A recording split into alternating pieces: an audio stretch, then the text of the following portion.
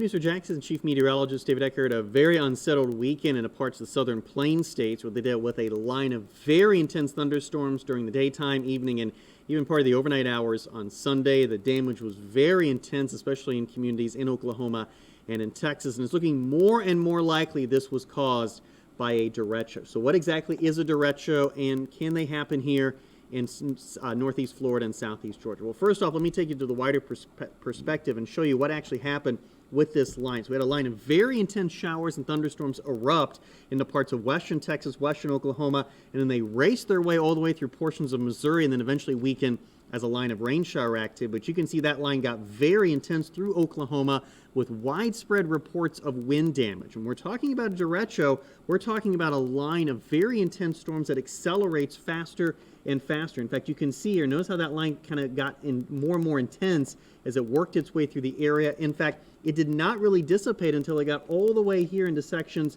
of Missouri, then just became kind of renegade rain shower activity. It has since intensified into parts of the Midwest now, although that will be considered a separate system. So you can see the numerous reports of damage from this derecho, or this likely derecho. You can see every dot here is either wind damage or tornado damage, including likely a tornado near Norman, Oklahoma, which is actually where the Storm Prediction Center, which issues watches and warnings, is located, as well as the University of Oklahoma. So one thing the Weather Service meteorologists will be looking at was how long was the damage path, and they're going to be measuring it in two different ways. So you can see from Texas all the way through parts of Missouri, it was about 600 miles, and then in terms of width, it was about 250 miles in width here from sections of Kansas all the way through portions of Texas. This will likely meet the derecho criteria, again, as it developed here into parts of Texas, worked all of its way all the way into parts of Missouri. Can derechos happen here?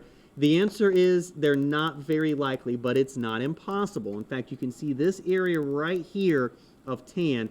That's where we could be dealing with one derecho every 4 years. But notice that just includes north or southeast Georgia. Much of the state of Florida in this white shade, it would be very, very rare to have a derecho. One thing derechos really feed off of is a change in temperature between a warm air mass and a cold air mass. A lot of times they're very close to frontal boundaries.